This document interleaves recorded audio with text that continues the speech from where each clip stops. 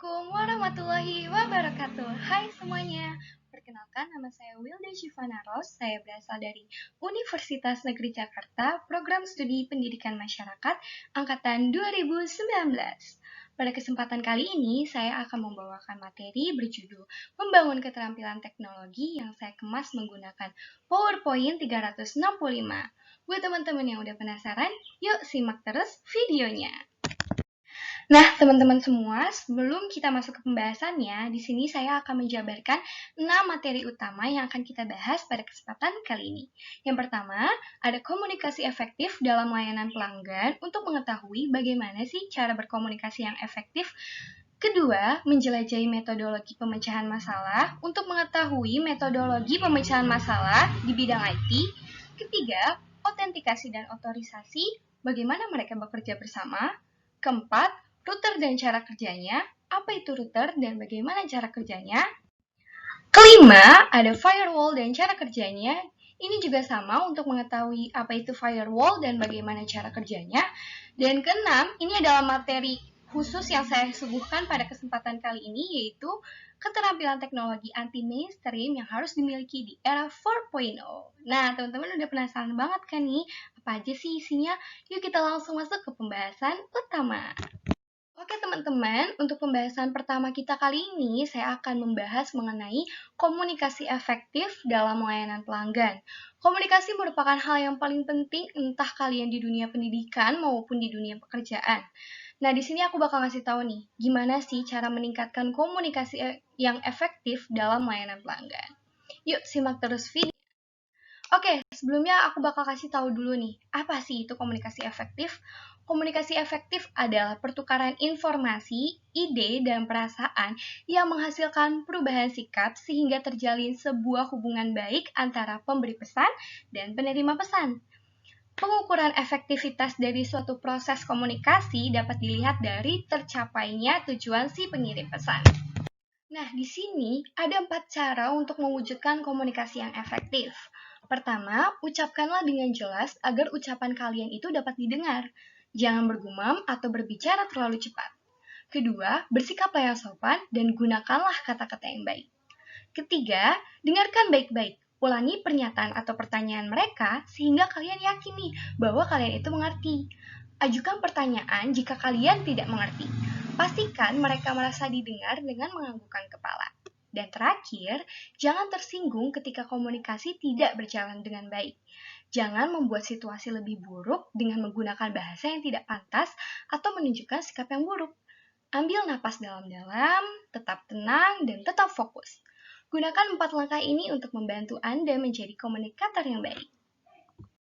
Nah, teman-teman, setelah kita mengetahui bagaimana sih cara meningkatkan komunikasi yang efektif, sekarang di sini aku bakal ngejelasin materi yang kedua mengenai metodologi pemecahan masalah.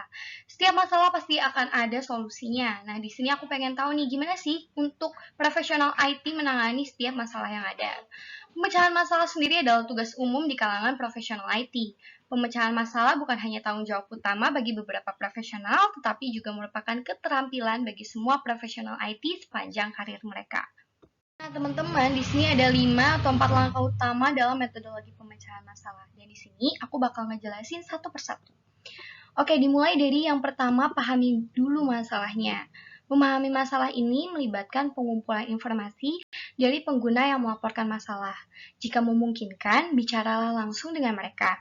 Jika tidak, kalian mungkin harus melalui email atau hanya mendasarkan informasi apapun yang mereka ajukan.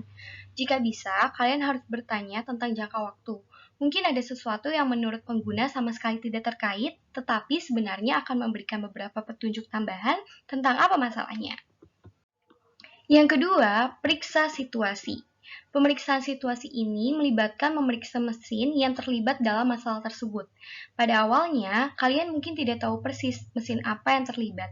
Dan saat kalian mempelajari lebih lanjut tentang masalah ini, kalian mungkin perlu kembali dan memeriksa berbagai mesin yang kalian duga mungkin tidak berfungsi. Langkah ketiga, lakukan tes tambahan jika perlu. Jika perlu loh ya. Langkah kedua mungkin menyediakan informasi yang mungkin cukup untuk kalian. Dan jika langkah kedua memang memberikan informasi yang cukup, maka tidak perlu melakukan tes tambahan. Jika pemeriksaan kalian pada langkah kedua tidak memberikan informasi yang cukup, maka kalian mungkin perlu melakukan beberapa tes tambahan. Setiap tes yang kalian lakukan harus memiliki tujuan yang jelas ya, sehingga kalian nggak melihat masalahnya itu secara acak, dan harus berhati-hati pada tahap ini untuk tidak memperburuk situasi. Sekali lagi, pada titik ini kita tidak tahu persis apa yang terjadi, sehingga beberapa tindakan dapat memperburuk situasi. Untuk langkah yang keempat atau selanjutnya adalah diagnosa. Disinilah kita memformalkan teori kita tentang apa yang sedang terjadi. Berdasarkan informasi yang dikumpulkan pada langkah-langkah sebelumnya, kita akan membuat pernyataan resmi tentang apa yang rusak. Dan ini adalah sesuatu yang harus kalian tulis. 1 atau 2 kalimat sesingkat mungkin, tulis beberapa pernyataan tentang apa yang tidak berfungsi.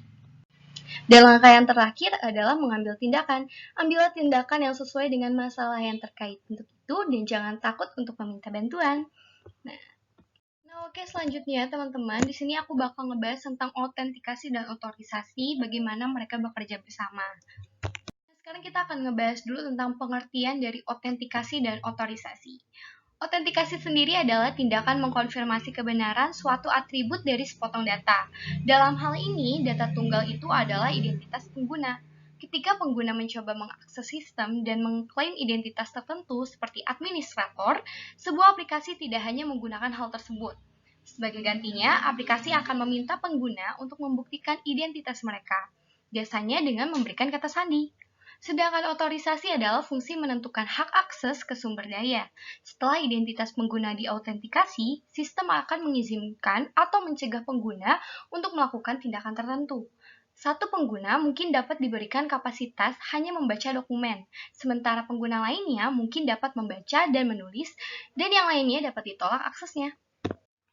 Autentikasi di sini mengacu pada verifikasi identitas subjek, apakah subjek tersebut benar-benar seperti apa yang diklaimnya. Misalnya kalian masuk ke sistem email berbasis web dengan memberikan nama pengguna dan kata sandi. Jika mereka cocok dengan kombinasi nama pengguna dan kata sandi dalam sistem email, maka sistem tersebut mengautentikasi Anda, yang berarti bahwa itu mengasumsikan bahwa hanya kalianlah yang akan mengetahui kombinasi nama pengguna dan kata sandi, yang demikian kalian harus menjadi pemilik akun. Karenanya, kalian masuk dan diberikan akses ke semua email kalian. Sedangkan autentikasi multifaktor berarti bahwa sistem menantang kalian untuk beberapa input, dan jika kalian lulus semuanya, hanya kalian yang diberi akses. Misalnya nomor PIN, mungkin diperlukan untuk masuk juga. Kalau otorisasi nih, biasanya muncul setelah autentikasi. Otorisasi adalah tentang izin apa yang telah diberikan kepada kalian dalam suatu sistem. Kontrol akses berbasis peran biasanya adalah apa yang diterapkan untuk otorisasi. Setiap pengguna diberi satu peran atau lebih. Setiap peran diberikan satu atau lebih izin. Oleh karena itu, jika kalian memiliki peran administrator sistem email web kalian, maka setelah kalian masuk, sistem akan menampilkan item menu untuk membuat pengguna baru atau menghapus pengguna. Namun, jika kalian hanya memiliki peran pengguna, maka kalian tidak akan diizinkan untuk membuat atau menghapus akun pengguna lain. Nah, kalau misalkan kita udah tahu nih apa itu autentikasi dan apa itu otorisasi, sekarang aku bakal ngejelasin mana yang lebih kuat. Autentikasinya kuat tetapi otorisasinya lemah, atau otorisasinya kuat tetapi autentikasinya lemah. Oke, kita bakal bahas satu-satu, dimulai dari autentikasi kuat tetapi otorisasinya lemah. Autentikasi yang kuat mungkin memerlukan kata sandi 16 karakter, bersama dengan mengharuskan pengguna untuk memasukkan kartu pintar untuk membuktikan identitas mereka. Misalkan, dari otorisasi yang lemah akan memiliki semua pengguna memiliki hak yang sama dengan sistem. Setiap orang dapat membaca, menulis, atau menghapus file yang sama seperti orang lain. Ini menghasilkan sistem yang tidak terlalu aman. Kalau otorisasinya kuat tetapi autentikasinya lemah, memiliki sistem dengan autentikasi lemah tetapi otorisasi yang kuat, jadi dalam sistem ini ada hak istimewa yang diatur dengan benar. Setiap orang memiliki akses ke file mereka yang dibutuhkan dan tidak lebih. Namun karena lemahnya autentikasi, mungkin memiliki sistem di mana semua orang menggunakan kata sandi yang sama. Sekali lagi, itu adalah sesuatu yang tidak terlalu aman. Jadi, untuk mengatasi kedua hal tersebut, autentikasinya harus kuat dan otorisasinya pun harus kuat juga. Gimana teman-teman? Udah paham belum sejauh ini? Karena sekarang kita akan bahas ke materi selanjutnya, yaitu router dan cara kerjanya. Apa sih itu router dan bagaimana mereka bekerja? Oke, sekarang kita akan ngebahas pengertian router dan juga fungsinya. Router adalah sebuah alat yang mengirimkan paket data melalui sebuah jaringan atau internet menuju tujuannya, melalui sebuah proses yang dikenal sebagai routing. Proses routing terjadi pada lapisan 3 atau layer network, dalam standar lapisan OSI atau Open System Interconnection. Router sendiri berfungsi sebagai penghubung antara dua atau lebih jaringan untuk meneruskan data dari satu jaringan ke jaringan lainnya. Router berbeda dengan switch, di mana switch hanya menghubungkan device dalam satu local area network atau LAN. Nah, teman-teman nih, di sini ada contoh gambar router buat kalian yang belum tahu. Nah, sekarang di sini aku bakal ngebahas tentang cara kerja router. Menurutku, router ini seperti kurir paket karena sama-sama menentukan paket atau arah informasinya. Sebuah router memiliki kemampuan routing, artinya router secara cerdas dapat mengetahui kemana rute perjalanan informasi akan dilewatkan. Apakah ditujukan untuk host lain yang satu network atau berada di network yang berbeda. Untuk menjalankan fungsi tersebut, router menggunakan tabel yang disebut dengan tabel routing atau routing table. Tabel routing ini berisi informasi bagaimana cara router tersebut mencapai suatu network. Tabel routing sangat penting karena digunakan router sebagai pedoman untuk mengirim setiap paket data yang akan diterima. Jika paket-paket ditujukan untuk host pada network lain, maka router akan meneruskan ke network tersebut. Sebaliknya, jika paket-paket ditujukan untuk host yang satu network atau tidak terdapat pada tabel routing, maka router akan menghalangi atau tidak akan meneruskan paket-paket tersebut keluar. Nah, oke teman-teman, di sini ada ilustrasi mengenai cara kerja router. Oke, kita cek dulu ya, kita lihat dulu, perhatikan dulu gambarnya dengan baik. Pada gambar di sini terdapat dua buah network yang terhubung dengan sebuah router. Network sebelah kiri yang terhubung ke port 1 router mempunyai alamat network kelas C yaitu 192.168.1.0 dan network sebelah kanan terhubung ke port 2 dari router dengan network address masih menggunakan kelas C yaitu 192.155.2.0. Pada tabel routing diatur agar komputer-komputer A, B, C bisa berkomunikasi dengan komputer D, E, F yang berada pada jaringan yang berbeda lewat interface router port 1 dan port 2. Nantinya disebut dengan istilah gateway. Oke, maka kita bisa lihat ya, komputer A mengirim data ke komputer C, maka router tidak akan meneruskan data tersebut ke network lain. Begitu pula ketika komputer F mengirim data ke komputer E, router tidak akan meneruskan paket data ke network lain. Barulah ketika komputer F mengirim data ke komputer B, router akan meneruskan paket tersebut ke komputer B. Itu teman-teman.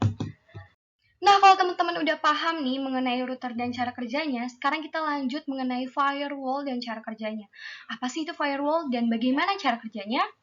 Langsung lanjut aja ke pembahasannya. Oke, apa sih itu firewall? Firewall adalah perangkat jaringan yang meneruskan informasi dari satu jaringan ke jaringan lain atau mungkin memblokir informasi tersebut. Mirip-mirip sama router ya, firewall biasanya terletak di antara dua jaringan. Jaringan internal seperti jaringan rumah atau kantor, dan jaringan eksternal seperti internet. Nah, terdapat dua macam firewall, teman-teman. Firewall berbasis software dan firewall berbasis hardware. Kita bakal bahas satu-satu mulai dari firewall yang berbasis hardware. Firewall berbasis hardware merupakan piranti keras yang terdapat dalam sistem jaringan, misalnya router, kayak yang tadi kita bahas. Firewall macam ini memerlukan konfigurasi untuk dapat bekerja secara efektif. Untuk dapat bekerja, firewall menggunakan teknik filter untuk menemukan paket utama, sumber, dan tujuannya.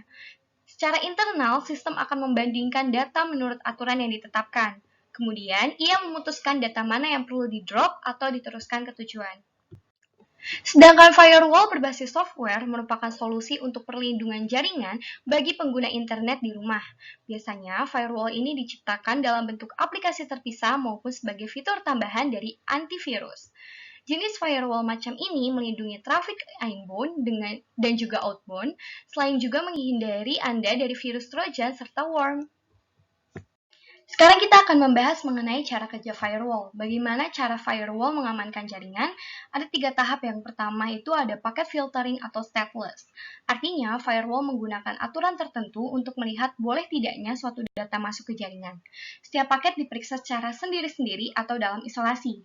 Jika paket dikirim dalam grup, maka setiap paket akan diperiksa secara satu persatu. Ketika sebuah paket dianggap berbahaya, maka ia tak akan diizinkan masuk. Sebaliknya, ketika paket dianggap aman, maka dia akan diteruskan ke sistem yang meminta. Yang kedua, ada proxy service. Ini merupakan aplikasi yang bekerja sebagai penghubung antara sistem jaringan. Aplikasi proxy berada di dalam firewall dan bertugas untuk memeriksa paket yang saling ditukarkan dalam jaringan. Sistem ini bisa dikatakan lebih efektif, sebab semua informasi yang diperiksa secara tersentralisasi. Cara kerja macam ini bisa dikatakan lebih canggih karena proxy service berusaha menciptakan hubungan antar jaringan yang mirip. Proxy seolah menghubungkan jaringan secara langsung, padahal ia hanya berusaha mengcopy mekanisme yang mirip. Dan yang ketiga ada stateful inspection. Sistem ini menelusuri paket yang diterima dengan aktivitas-aktivitas sebelumnya. Paket yang diterima kemudian diperiksa dalam database paket. Jika paket berkonotasi positif atau tidak menunjukkan resiko bahaya, maka ia akan diteruskan ke sistem yang meminta. Nah, teman-teman bisa lihat ya, di atas aku ini ada ilustrasi firewall. Aku bakal jelasin kalau di sini tuh ada internet, teman-teman. Nah, si internet ini akan mengirim database ke beberapa network atau home network. Yang merah ini adalah jaringan yang memang tidak diizinkan untuk masuk. Adanya firewall untuk mencegah jaringan merah ini untuk masuk, sehingga yang bisa masuk hanya jaringan yang dibutuhkan atau jaringan yang hijau saja.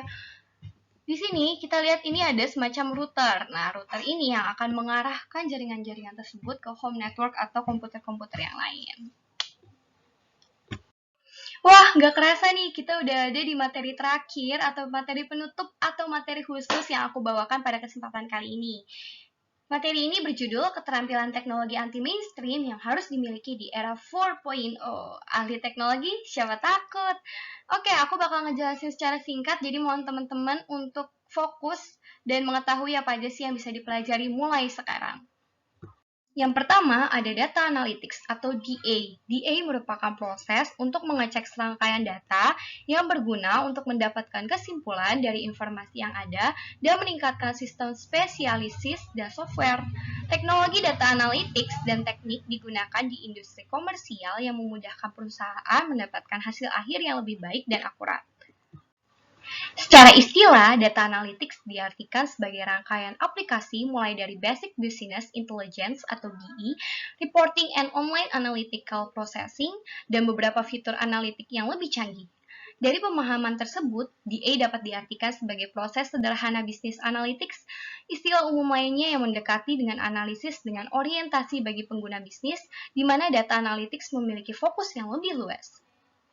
Yang kedua, ada creative content creation. Content creation artinya sumbangan informasi pada media apapun, terutama media digital. Konten di sini bisa berupa tulisan, suara, video, gambar, apapun itu baik yang sifatnya personal atau bagian dari pemasaran. Singkatnya, content creation adalah materi apa saja yang dibuat oleh orang-orang di dunia internet. Berarti, arti content creator merupakan orang-orang yang berkontribusi membuat konten. Content creator ini mempunyai tugas mengumpulkan ide serta data, kemudian melakukan riset untuk membuat konsep apa yang akan dijadikan sebuah konten. Setelah itu, mereka akan menghasilkan konten yang sesuai dengan identitas dan branding yang diinginkan untuk memenuhi tujuan yang disepakati dari sebuah konten. Selanjutnya ada Human-Computer Interaction. Human-computer interaction adalah disiplin ilmu yang mempelajari hubungan antara manusia dan komputer yang meliputi perancangan, evaluasi, dan implementasi antarmuka pengguna komputer agar mudah digunakan oleh manusia. Ilmu ini berusaha menentukan cara yang paling efisien untuk merancang pesan elektronik. Sedangkan interaksi manusia dan komputer sendiri adalah serangkaian proses, dialog, dan kegiatan apa yang dilakukan oleh manusia untuk berinteraksi dengan komputer yang keduanya saling memberikan masukan dan umpan balik melalui sebuah antarmuka untuk memperoleh hasil akhir yang diharapkan. Sistem harus sesuai dengan kebutuhan manusia dan dirancang berorientasi kepada manusia sebagai pemakai. Tujuan adanya human-computer interaction ini untuk mempermudah manusia dalam mengoperasikan komputer dan mendapatkan berbagai umpan balik yang ia perlukan selama ia bekerja pada sebuah sistem komputer. Para perancang antarmuka manusia dan komputer berharap agar sistem komputer yang dirancangnya dapat bersifat akrab dan ramah dengan pengguna atau user-friendly. Kita butuh interaksi manusia-komputer agar kita lebih cepat dalam menyelesaikan suatu pekerjaan, serta dapat membuat waktu pengerjaan lebih cepat dan tidak membutuhkan banyak biaya dalam membuat suatu pekerjaan. Yang keempat, ada mobile app development dan web development. Pengembangan aplikasi atau app development didefinisikan sebagai proses dari awal ide hingga pemantauan setelah peluncuran sebuah aplikasi seluler. Sedangkan web developer adalah seorang pemrograman yang membuat program dan aplikasi yang berbasis web.